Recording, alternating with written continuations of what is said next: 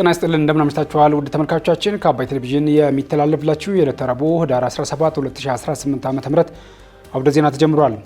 በምሽቱ የዜና ወጃችን በርካታ ዘገባዎችን ወደ እናንተ እናደርሳለን። የቢዝነስና ምጣኔ ሀብት ዘገባችንም ሰዓቱን ጠብቆ ወደ እናንተ ይቀርባል።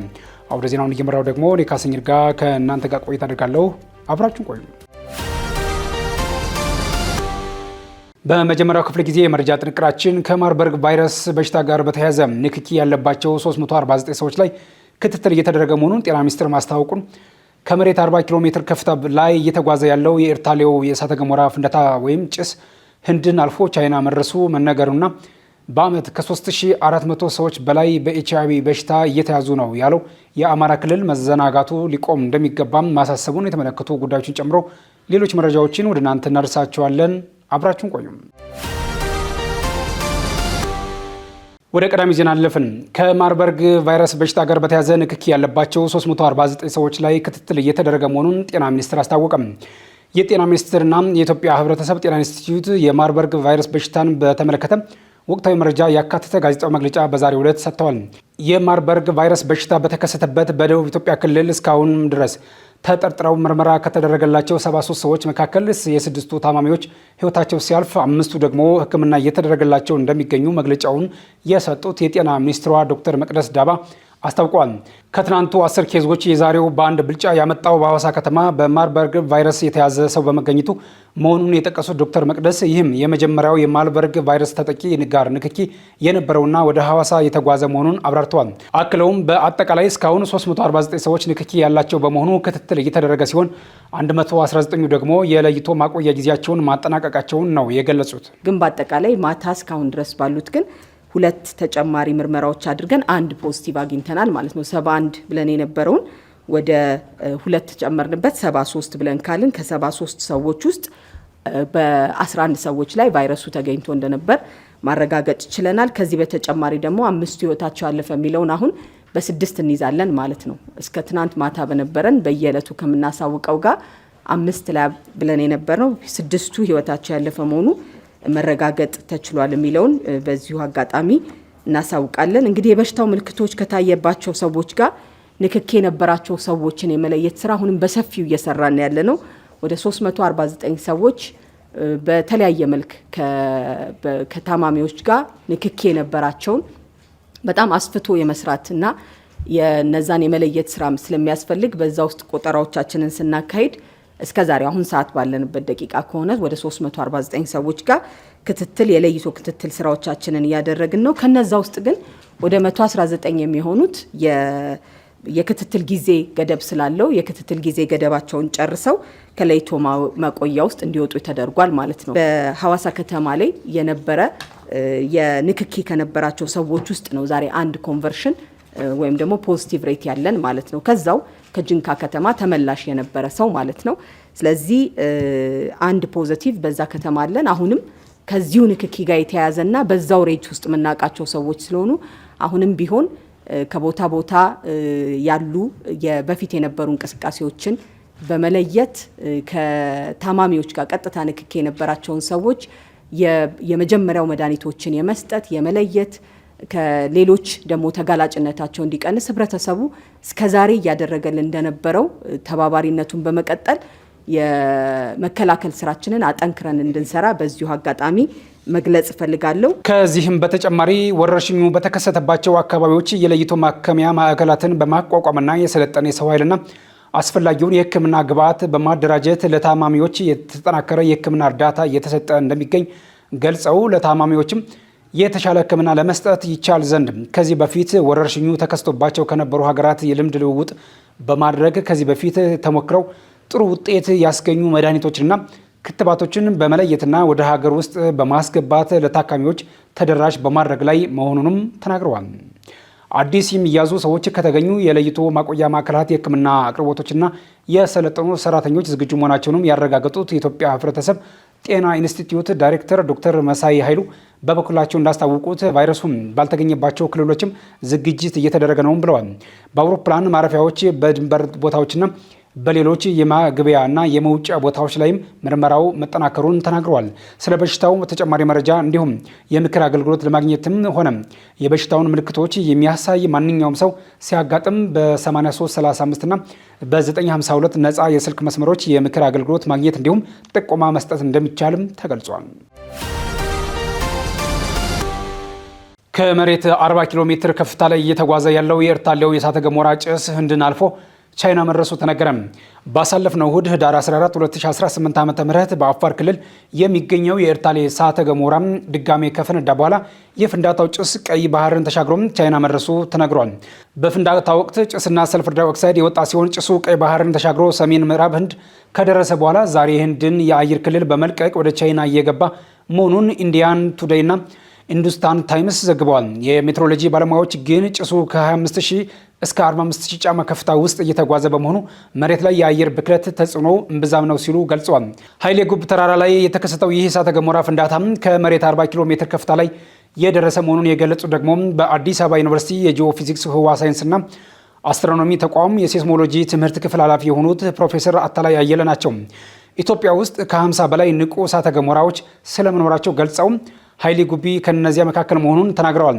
እንዲሁም ኃይሌ ጉቢ እሳተ ገሞራ ፍንዳታ ለመሬት ቅርብ የነበረ በመሆኑ በፈጠረው እርግብግቢት ሳቢያ የመሬት መንቀጥቀጥ አለመከሰቱን ገልጸዋል። ሆኖም ግን የፈጠረው ጭስ በተለይም ከመሬት ወደ ላይ ከፍ በማለቱ ሳቢያ የንፋስ አቅጣጫውን ተከትሎ እየሄደ ስለመሆኑ አመላክተዋል። ከዚህ ጋር ተያይዞ ታዲያ በዚህ በኩል ለሚደረጉ በረራዎች አመቺ ባለመሆኑ በረራዎች ሊሰረዙ እንደሚችሉ ተናግረዋል። በአካባቢው የእሳተ ገሞራ እንቅስቃሴ ባይኖርም በኤርታሌ እሳተ ገሞራ ጫፍ ላይ ከ760 እስከ 350 ሜትር ስፋት ያለው አዲስ የመሬት ከፍታ መፈጠሩም ተዘግቧል።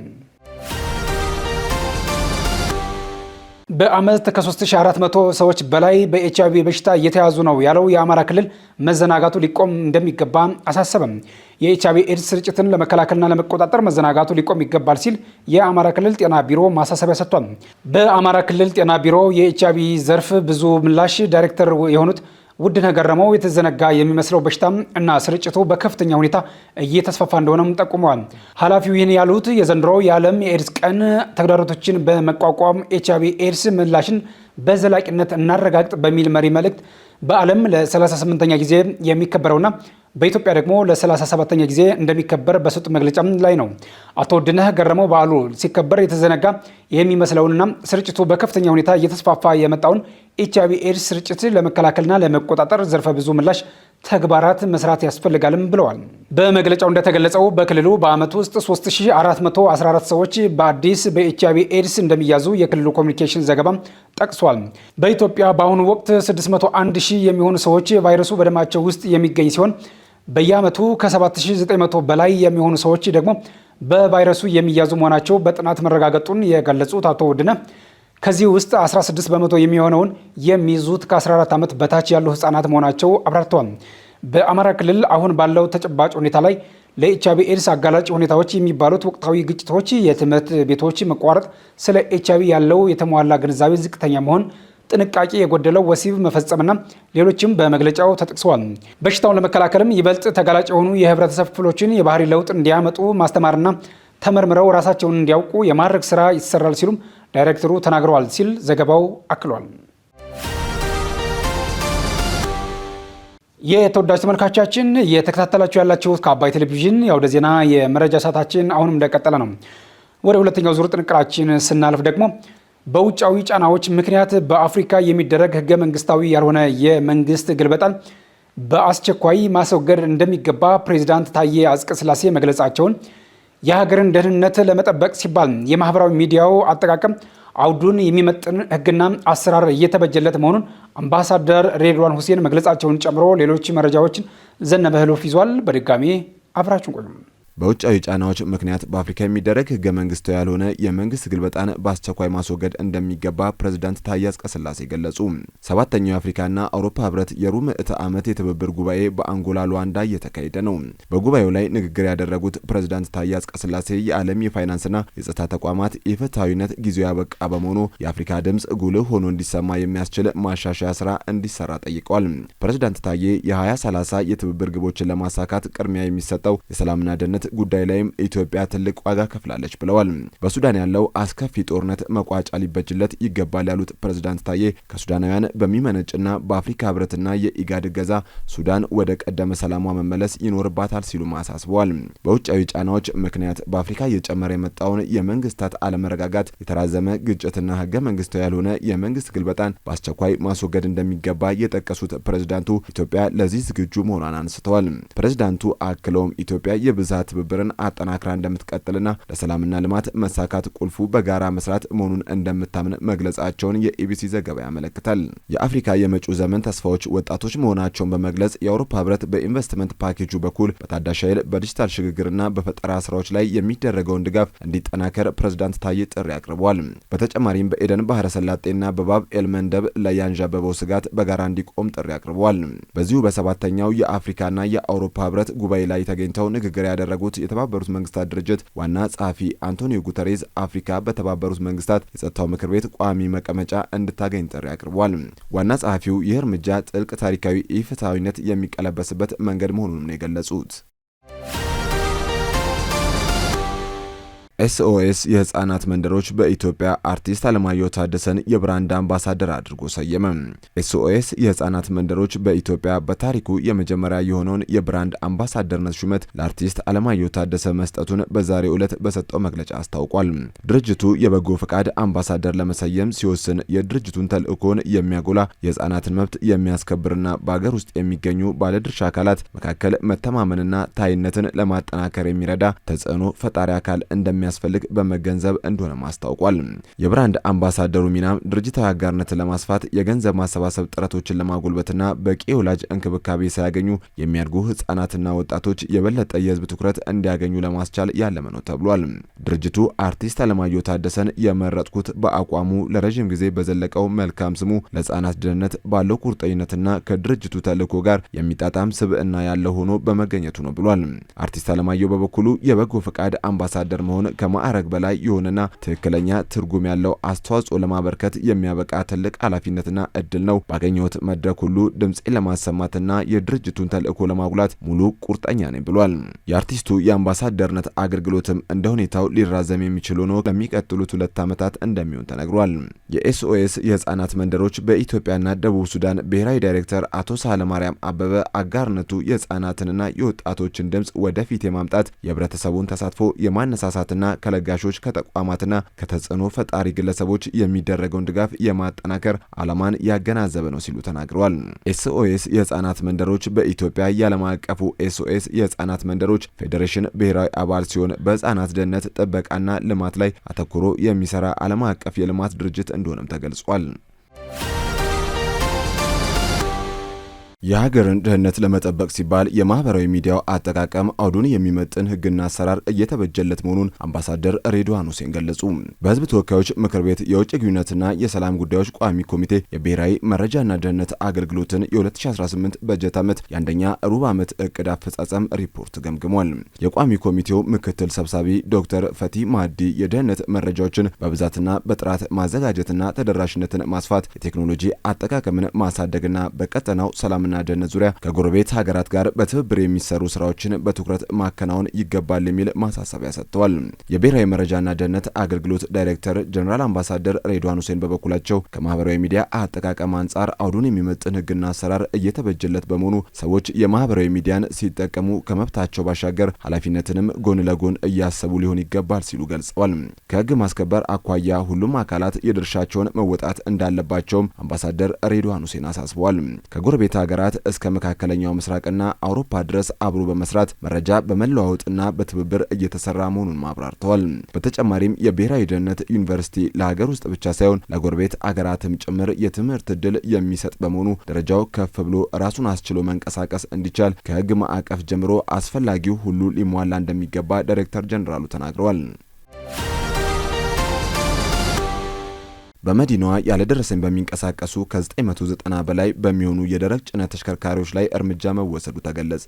በአዲስ አበባ ከተማ ያለደረሰኝ በሚንቀሳቀሱ 997 የደረቅ ጭነት ተሽከርካሪዎች ላይ እርምጃ መወሰዱን የአዲስ አበባ ከተማ ገቢዎች ቢሮ ገልጿል። የቢሮ ህዝብ ግንኙነት ዳይሬክተር ሰውነት አየለ ለፋና ዲጂታል እንደገለጹት የተሽከርካሪዎችን የህግ ተገዥነት ግንዛቤ ለማሻሻልና የመዲናዋን የገበያ አቅም ለማሳደግ የቁጥጥር ስራዎች በትኩረት እየተሰሩ ነው ብለዋል። በዚህም በበጀት ዓመቱ በ5203 የደረቅ ጭነት ተሽከርካሪዎች ላይ የደረሰኝ ቁጥጥር በማካሄድ ከ954 ሚሊዮን ብር በላይ ደረሰኝ እንዲቆረጥ ተደርጓል ብለዋል። የደረሰኝ ቁጥጥሩ ወደ ከተማዋ በሚገቡ ከከተማዋ በሚወጡና በከተማዋ ውስጥ በሚንቀሳቀሱ የደረቅ ጭነት ተሽከርካሪዎች፣ ሚኒባሶችና አነስተኛ ሽፍን መኪኖች ላይ የተደረገ መሆኑንም ጠቅሰዋል።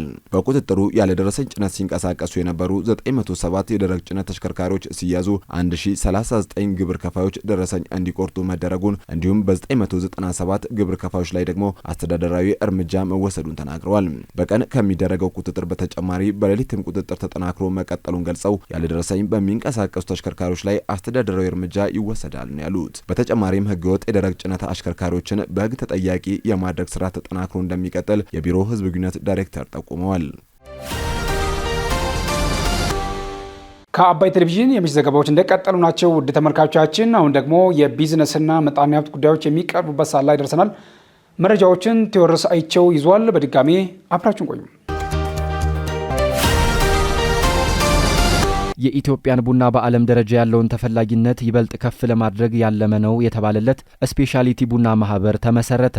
የኢትዮጵያን ቡና በዓለም አቀፍ ደረጃ ለማስተዋወቅ የጥራት ደረጃው የጠበቀ እንዲሆን ለማድረግ እንዲሁም የቡና አምራቾች ላኪዎችን ጨምሮ ለሌሎች አካላት እድሎችን ይፈጥራል የተባለለት የኢትዮጵያ ስፔሻሊቲ ቡና ማህበር መቋቋሙ ተገልጿል። የኢትዮጵያ የስፔሻሊቲ ቡና ማህበር የተቋቋመው የኢትዮጵያን የቡና ሀብት ለመጠበቅ የጥራት ልህቀትን ከፍ ለማድረግ እንዲሁም ሀገሪቱ ለልዩ ጣዕም ቡና እያደረገች ያለውን አስተዋጽኦ እውቅና እንዲያገኝ መስራትን ዓላማው በማድረግ መሆኑ ተጠቁሟል። የማህበሩ ፕሬዝዳንት አቶ አሸናፊ አርጋው የኢትዮጵያ የስፔሻሊቲ ቡና ማህበር በትብብር በፈጠራና በዓለም አቀፍ ተሳትፎ ላይ በመመስረት ለእውቀት ሽግግር፣ ለምርምር፣ ለሙያ መጎልበት፣ ለገበያ ዕድል መስፋፋት እንደ ማዕከል ሆኖ ያገለግላል ብለዋል። ፕሬዝዳንቱ አክለውም የስፔሻሊቲ ቡና ሙያዊ በሆነ መልኩ በዓለም አቀፍ ደረጃ ማስተዋወቅ እንዲሁም ቀጥታ የገበያ ግንኙነትን እንዲፈጠር መስራት የኢትዮጵያን የቡና ገጽታ ከፍ በማድረግ ለአምራቾች አዳዲስ እድሎችን ለመፍጠር ይሰራል ብለዋል። ማህበሩ የኢትዮጵያ ምርጥ የተሰኘውን ብሔራዊ የጨረታ መርሃ ግብርም ይፋ አድርጓል። መርሃ ግብሩ ከኢትዮጵያ ልዩ ልዩ ክልሎች የሚገኘውን እጅግ አስደናቂ ቡናዎች ለመለየትና ለማስተዋወቅ በሙያዊ ምዘና በዓለም አቀፍ ደረጃ በማስተዋወቅና በቀጥተኛ የገበያ ተደራሽነት አማካኝነት የኢትዮጵያን ዝና ከፍ የሚያደርግ ከመሆኑም በላይ ለአምራቾች አዲስ እድልን ይፈጥራል ተብሏል። በተጨማሪም ገበያውን በስልጠና፣ በትምህርት፣ በዘላቂነት ባላቸው ፕሮግራሞች፣ በምርምርና በጥራት ላይ ያተኮሩ የልማት ፕሮጀክቶችን በማበርታት የቡና ማህበረሰብ አቅም እንዲበረታ ማህበሩ እንደሚሰራ አስታውቋል። ኢትዮጵያና ቻይና ዘመናዊ የጉምሩክ አስተዳደር ተቋማዊ አቅም ግንባታ ማጠናከር ላይ በትብብር ለመስራት ተስማሙ። በኢትዮጵያና በቻይና ጉምሩክ መካከል ያለውን ግንኙነት ይበልጥ ለማጠናከር የሚያስችል ስምምነት ማካሄዳቸው ተገለጸ። የኢትዮጵያና የቻይና የጉምሩክ አስተዳደሮች ትብብር ይበልጥ በሚጠናከርበት ዙሪያ ላይ ውይይት መደረጉ ተገልጿል። በውይይቱ በኢትዮጵያ ጉምሩክ ኮሚሽን ኮሚሽነር ደበሌ ቃበታና የቻይና ጉምሩክ አስተዳደር ከፍተኛ የሥራ ኃላፊዎች ተገኝተዋል። የመክፈቻ ንግግርና የእንኳን ደህና መጣችሁ መልእክት ያስተላለፉት ኮሚሽነር ደበሌ ቃበታ ስምምነቱ በኢትዮጵያና በቻይና መካከል ያለውን የቆየ ወዳጅነት ለማጠናከርና በኢትዮጵያ የተጀመረውን ዘመናዊ የጉምሩክ አስተዳደር ለማጠናከር የሚያስችል መሆኑን ገልጸዋል። ዘመናዊ የጉምሩክ አስተዳደር መገንባቱን በተመለከተ በተቋም ግንባታና በሰው ኃይል ልማት ዘርፎች እንዲሁም የተሳለጠ የጉምሩክ አገልግሎት መስጠት በሚቻልባቸው ጉዳዮች በጋራ እንደሚሰራ ኮሚሽነር ደበሌ ቃበታ ጠቁመዋል። የጉምሩክ አስተዳደር ልህቀትን ለማጠናከር ከቻይና ጋር መስራታችን ይበልጥ ውጤት እንድናመጣ ያደርገናል ብለዋል። የቻይና ጉምሩክ አስተዳደር ሚኒስትር ዴኤታ ዋንግ ጁን በበኩላቸው የቻይና ጉምሩክ አስተዳደር የሚሰጣቸውን አገልግሎቶች በሰው ሰራሽ አስተውሎት የተደገፈ ለማድረግ ዘርፈ ብዙ ስራዎች እየተከናወኑ መሆኑን አመላክተዋል። ቻይና በዘርፉ ያላትን ተሞክሮ ለኢትዮጵያ ለማካፈል ዝግጁ መሆኗንም ሚኒስትር ዴኤታው ተናግረው የኢትዮጵያ ጉምሩክ ኮሚሽን የጀመራቸውን የሪፎርም ስራዎች ለማስቀጠል ተከታታይ ድጋፎችን እንደሚያደርጉም አስረድተዋል። ኦርቢት ኢኖቬሽን ሀብ ከ18 በላይ የሚሆኑ ከተሞችን መዳረሻ በማድረግ ከተለያዩ ስራ ፈጣሪዎች ጋር ስራዎችን እየሰራ መሆኑ ተገለጸ። ኦርቢት ኢኖቬሽን ሀብ የኦርቢት ሄልዝ ማህበራዊ ኢንተርፕራይዝ አካል ሲሆን በጤና ዘርፉ በርካታ ስራዎችን እየሰራና በተጨማሪም በተለያዩ የቢዝነስ ስራዎች ለወጣቶች የስራ ዕድል እየፈጠረ እንደሚገኝ ተገልጿል። የኦርቢት ኢኖቬሽን ሀብ ማናጀር አቶ ዳዊት ተሾመ እንደገለጹት የኢንኩቤሽን ድጋፍ፣ ዲጂታል ማርኬቲንግ የመሳሰሉ ስራዎችን በተለየ መልኩ ከተለያዩ ተቋማትና ግለሰቦች ጋር እየሰራ እንደሚገኝ ተናግረዋል። ኦርቢት ኢኖቬሽን ሀብ ስራ ከጀመረ 4 ዓመታት በላይ የሆነው ሲሆን በዲጂታላይዝ መልኩ ለሚሰሩ የጤና ተቋማት ጋርና ስራ ፈጣሪ ወጣቶችን ትኩረት አድርጎ እየሰራ እንደሚገኝ ተገልጿል። ስራ ፈጣሪዎች ላይ የሚገጥሙትን የመረጃ፣ የገንዘብ፣ የገበያ ትስስር ችግሮችን በመቅረፍ ከስልጠና ጀምሮ የፈጠራ ስራዎች ገቢ ማግኘት እንዲሁም ለሌሎች የስራ ዕድል ፈጠራ እስከሚችሉ እየደገፋቸው እንደሚገኝ አስታውቋል። ኦርቢት ኢኖቬሽን ሀብ ከ18 በላይ የሚሆኑ ከተሞች መዳረሻ በማድረግ ከስራ ፈጣሪዎች ጋር የተለያዩ ቢዝነሶችን እየሰራ ሲሆን በአሁኑ ሰዓት በባሌ ሮቤ፣ ሽሬ፣ አሶሳ፣ ጋምቤላና ላሊበላ ከተሞች ላይ ምዝገባ እያከናወነ እንደሚገኝ ተገልጿል። ኦርቢት ኢኖቬሽን ሀብ ሴቶችን ተጠቃሚ ማድረግ ላይ ትኩረት የሚያደርግ ሲሆን በዚህም ከ80 በመቶ በላይ ሴቶች ተጠቃሚ መሆን መቻላቸውን ገልጿል።